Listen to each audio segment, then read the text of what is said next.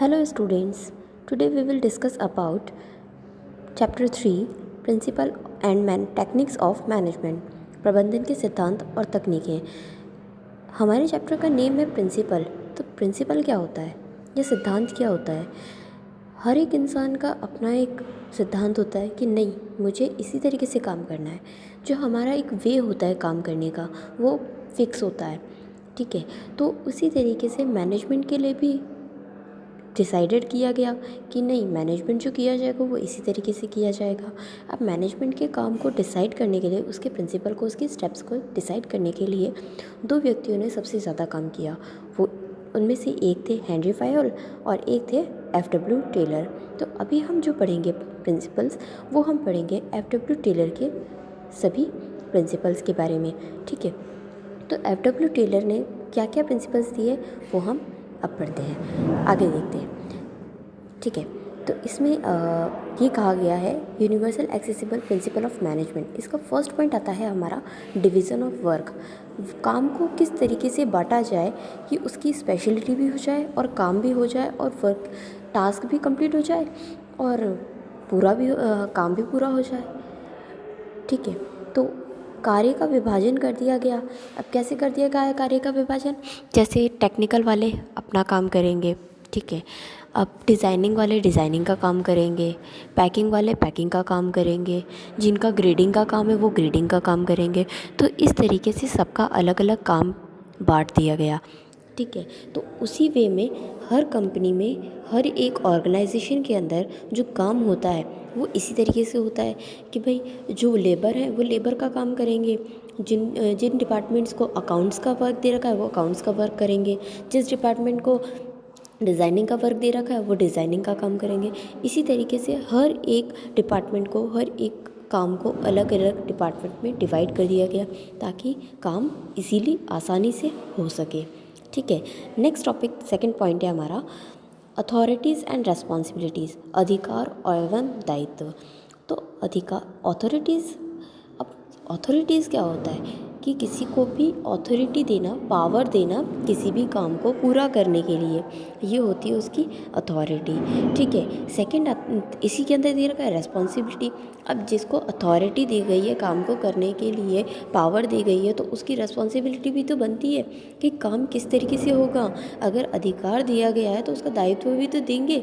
देखिए, अगर किसी को ये कह दिया गया कि आपको इस काम को पूरा करना है, टास्क को पूरा करना है, तो वो टास्क पूरा करने की अथॉरिटी तो दे दी गई, लेकिन उसका दायित्व भी तो उसको देना पड़ेगा, उसकी रिस्पॉन्सिबिलिटी भी तो उसको देनी पड़ेगी। कि अगर किसी को अपॉइंटमेंट का काम दिया गया कि आपको लेबर को अपॉइंट करना है, तो वो लेबर को अगर अपॉइंट कर रहा है तो वो उसकी एक रेस्पॉन्सिबिलिटी भी उसमें बनेगी कि वो लेबर को अपॉइंट करने के साथ साथ हर एक काम को एक रिस्पॉन्सिबिलिटी के साथ में पूरा करे कि हाँ, उसने वर्कर्स अपॉइंट तो करे, लेकिन उन वर्कर्स के अंदर वो क्वालिटी भी होनी चाहिए कि वो उस काम को कर सके, ठीक है। थर्ड पॉइंट है हमारा डिसिप्लिन। अब अनुशासन भी होना चाहिए। जाहिर सी बात है, अगर हम काम को कर रहे हैं तो काम को करने के साथ साथ अनुशासन भी तो होना चाहिए।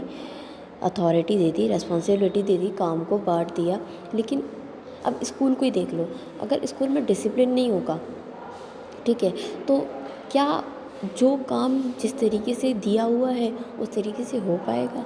नहीं हो पाएगा। क्यों? क्योंकि अगर बच्चे टीचर के साथ में बदतमीज़ी करेंगे या टीचर बच्चों के साथ में बदतमीज़ी करते रहेंगे, ढंग से बात नहीं करेंगे या एक्सप्लेनेशन ठीक से नहीं देंगे, या बच्चे अगर टीचर को अच्छे से आंसर नहीं करेंगे, तो जाहिर सी बात है वहाँ पे एक डिसिप्लिन मेंटेन नहीं होगा, तो कोई भी कुछ भी बोल देगा, कर लेगा और कोई भी काम ढंग से नहीं हो पाएगा, ठीक है।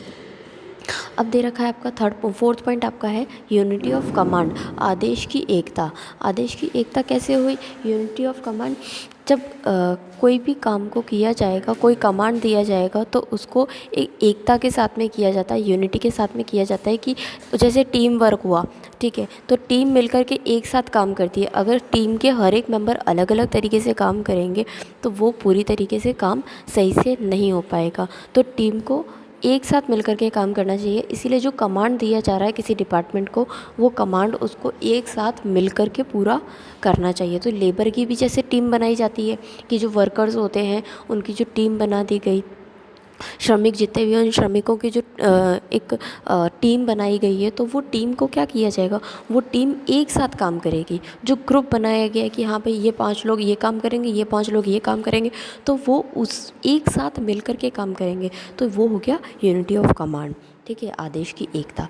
फिर आ गया हमारा यूनिटी ऑफ डायरेक्शन। अब कमांड भी दे दिया तो अब डायरेक्शन भी तो चाहिए, कि अगर सुपरवाइज़र उनको डायरेक्शन नहीं देगा कि तुमको ये काम इस तरीके से करना है, कह तो दिया कि ये काम करना है, लेकिन वो काम करना कैसे है, ये जब तक डायरेक्शन देने के लिए डायरेक्शन नहीं दिया जाएगा तब तक वो काम नहीं होगा। तो डायरेक्शन देने के लिए जिन जिन लोगों को अपॉइंट किया जाता है वो डायरेक्शन देने के लिए एक साथ मिल कर के काम करेंगे, तभी वो डायरेक्शन पूरी तरीके से पूरा होगा। ठीक है।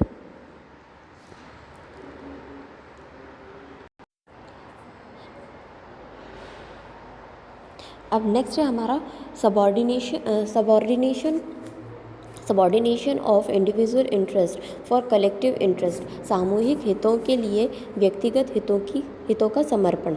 ठीक है, तो सामूहिक हितों के लिए व्यक्तिगत हितों का समर्पण ये कैसे हुआ, जब सबॉर्डिनेशन किया जाता है, जब एक साथ कोई कलेक्टिव इंटरेस्ट होता है किसी एक चीज़ में, तो वो उसके अंदर एक अकेले व्यक्ति का भी इंटरेस्ट इंक्लूड होता है। और अगर कोई एक अकेला व्यक्ति इंटरेस्ट अपना क्रिएट कर रहा है, तो वो एक साथ कई लोगों को देखते हुए क्रिएट करेगा। तो सामूहिक हितों के लिए व्यक्तिगत हितों का समर्पण। अब ग्रुप है, ठीक है, 5 जनों का ग्रुप बना दिया गया। 5 जनों का ग्रुप बनाने के बाद में एक व्यक्ति है, उसकी तबीयत ख़राब हो गई। ठीक है, और तबीयत ख़राब होने की वजह से उसको छुट्टी दी गई। तो जब उसको छुट्टी दी गई तो वो जो बाकी के 4 मेंबर हैं वो क्या करेंगे, उस एक व्यक्ति के साथ में मिलकर, उस एक व्यक्ति का काम भी वो 4 मेंबर एक साथ मिलकर करेंगे। ठीक है, लेकिन अगर उन 4 में से कोई एक व्यक्ति की तबीयत ख़राब होती है और जिसकी तबीयत पहले ख़राब हुई थी वो ठीक हो जाता है और वो अगर साथ नहीं देता है, तो ये हमारी यूनिटी ब्रेक करेगा, उस काम को करने के लिए यूनिटी ब्रेक करेगा। तो ऐसा नहीं हो, इसलिए subordination of individual interest for collective interest, एक साथ जो इंटरेस्ट बन रहा है उसमें एक अकेले व्यक्ति का इंटरेस्ट भी इंक्लूड होता है। ठीक है, 7वां पॉइंट है हमारा एम्प्लॉयज़ रेम्यूनरेशन, कर्मचारियों का पारिश्रमिक। कर्मचारियों का पारिश्रमिक, अगर उन्होंने कोई काम किया है और बेस्ट किया है तो उसके लिए उन्हें रिवॉर्ड भी मिलना चाहिए। भाई अगर कई बार होता है कंपनीज क्या करती है कि एम्प्लॉयज़ को रिवॉर्ड देने के लिए उन्हें ये कहती थी कि आपने जो काम किया है वो बहुत बेस्ट काम किया है, आपका परफॉर्मेंस ऑफ द वीक या परफॉर्मेंस ऑफ द मंथ, इस तरीके से करके वो एम्प्लॉयज़ को रिवॉर्ड देती है या वेजेस वगैरह बढ़ा देती है, सैलरी पे करती है, टाइम टू टाइम चीज़ें देना, या फाइनेंशियली या नॉन फाइनेंशियली किसी भी तरीके से मोटिवेट करना, ये सारी चीज़ें जो आती है वो आती है एम्प्लॉयज़ रेम्यूनरेशन में, कर्मचारियों के पारिश्रमिक में। ठीक है, 8वां पॉइंट है हमारा सेंट्रलाइजेशन, केंद्रीयकरण। ठीक है, सेंट्रलाइजेशन क्या होता है, जब कोई भी काम को करना है तो उस काम को करने के लिए एक केंद्र बना दिया जाता है, एक पॉइंट बना दिया जाता है कि उस पॉइंट को ऑर्गेनाइजेशन के उस पॉइंट को अचीव ऑर्गेनाइजेशन को करना ही है। तो अब ऑर्गेनाइजेशन हो गया, अब उसको मैनेज करना है, तो मैनेज करने के लिए एक ऑर्गेनाइजेशन के पास में एक गोल हो जाता है, मैनेजमेंट के पास में एक गोल आ जाता है, एक सेंट्रल पॉइंट आता है कि वो उस पॉइंट को उनको अचीव करना है। ठीक है, डिसाइड करा जाता है, सेंट्रलाइज़ किया जाता है। जब अथॉरिटी दी जाती है तो अथॉरिटी किसको मेन अथॉरिटी दी जाएगी ये डिसाइड करना किया जाता है। ठीक है, नेक्स्ट पॉइंट है हमारा स्केलर चेन, पदाधिकारियों में संपर्क की कड़ी। ठीक है, अब पदाधिकारियों में संपर्क की कड़ी कैसे, जैसे अलग अलग लोग हैं या अलग अलग ऑफिशियल पर्सन्स हैं या कोई मैसेज सबके पास पहुंचाना है, तो वो क्या करेंगे, लिंक क्रिएट करेंगे, 1 बाय 1 लिंक क्रिएट करेंगे। कैसे, अब हमने जब लास्ट में पढ़ा था, सेकेंड चैप्टर में हमने पढ़ा था लेवल ऑफ मैनेजमेंट, तो उसमें क्या था, लेवल दिए हुए थे, top level, middle level, lower level, उच्च स्तरीय, मध्य स्तर और निम्न स्तर।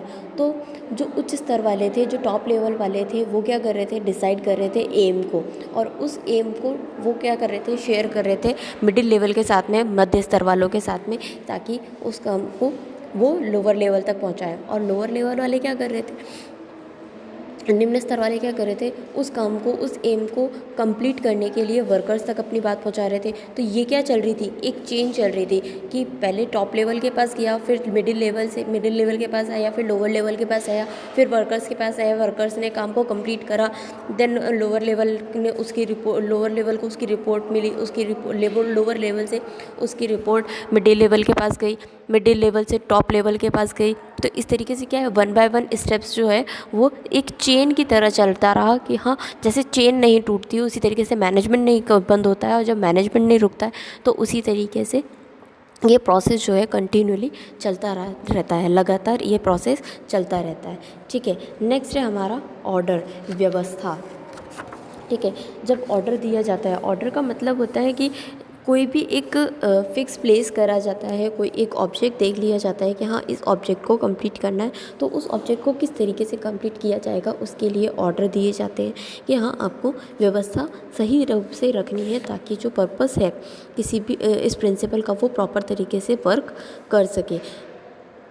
ठीक है, नेक्स्ट हमारा है इक्विटी, समता। इक्विटी क्या होता है, ये एक मिक्सचर रहता है।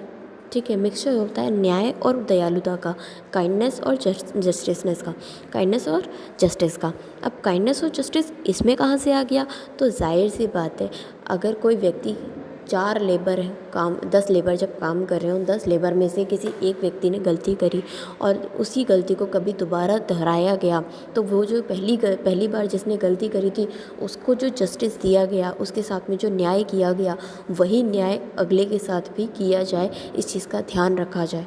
ये भी एक प्रिंसिपल आता है कि ये भी एक सिद्धांत होता है कि जस्टिस अगर करना है, अगर किसी के ऊपर दया भी करनी है, किसी के साथ काइंडनेस अगर रखनी है, तो वो किसी एक के साथ नहीं, वो सभी के साथ रखी जाए ताकि सभी एक इक्वली कहलाएंगे। ठीक है, तो जहाँ सब एक साथ मिलकर काम कर रहे हैं तो सबके लिए रूल्स भी एक ही होंगे, तो जब रूल्स एक होंगे तो जो भी जस्टिस होगा, जो काइंडनेस होगी, वो सबके साथ इक्वल होगी, सब बराबर होगी। ठीक है, नेक्स्ट हमारा दे रखा है stability of tenure of personal, कर्मचारियों के कार्यकाल की स्थिरता। अब कई बार होता है कि कंपनी क्या करती है, बॉन्ड साइन करवाती है कि इतने टाइम के लिए इस काम को कंप्लीट कर आप इस कंपनी में रहेंगे। तो वो क्या हो गया कि एक टाइम पीरियड कंपनी ने रख लिया कि आपको इतने टाइम तक आपको काम करना ही है। जैसे होता है, कई बार होता है कंपनी क्या करती है, 4 साल 1 साल का 4 साल नहीं 1 साल का बॉन्ड साइन करवाती है कि आप 1 साल तक कंपनी नहीं छोड़ सकते हो, और इन केस अगर आप छोड़ते हो तो आपको आपकी सैलरी भी छोड़नी पड़ेगी। आपको पूरी सैलरी आपकी, जो जब तक आपने काम किया तब तक की आपको पूरी सैलरी नहीं मिलेगी, लास्ट मंथ की सैलरी आपकी आपको छोड़नी पड़ेगी, या कोई और कंडीशंस हो गई, या कुछ अमाउंट पे करना पड़ेगा, जो भी है।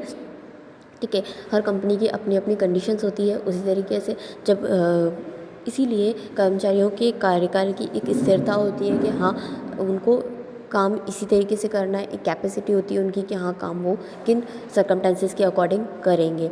ठीक है, नेक्स्ट है हमारा इंस्पिरेशन, प्रेरणा।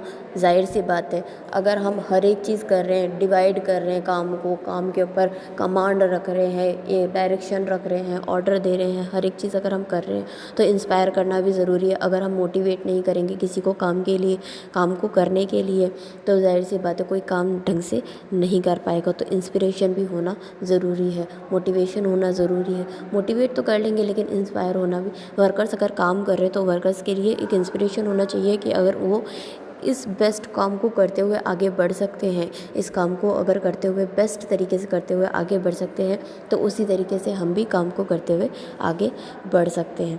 नेक्स्ट ये रखा है हमारा एस्पिड द क्रॉप। इसका सिंपल मीनिंग होता है सोल। एस्पिड का मतलब होता है सोल और क्रॉप मतलब होता है टीम। तो एस्पिड द क्रॉप मतलब एक टीम। ठीक है, टीम क्या होती है, वो आत्मा होती है किसी भी मैनेजमेंट क्या होती है, एक तरीके से मैनेजमेंट जो है वो किसी भी कंपनी के लिए उसकी आत्मा का काम करता है। उस जिस तरीके से एक शरीर के अंदर आत्मा नहीं होगी तो शरीर काम नहीं कर सकता, उसी तरीके से किसी कंपनी के अंदर अगर मैनेजमेंट नहीं होगा तो कंपनी जो है, कॉरपोरेशन, ऑर्गेनाइजेशन जो है वो ठीक से वर्क नहीं कर पाएगी, सक्सेस नहीं कर पाएगी, अपने एम्स को अचीव नहीं कर पाएगी। तो इसीलिए कहा जाता है कि यूनिटी में पावर है, एकता में ताकत है। और एकता में ताकत तभी होगी जब हमारा मैनेजमेंट भी बहुत अच्छी तरीके से वर्क करेगा। ठीक है, अब इसके आगे के पॉइंट्स जो है वो हम नेक्स्ट वीडियो में पढ़ेंगे। ठीक है, थैंक यू।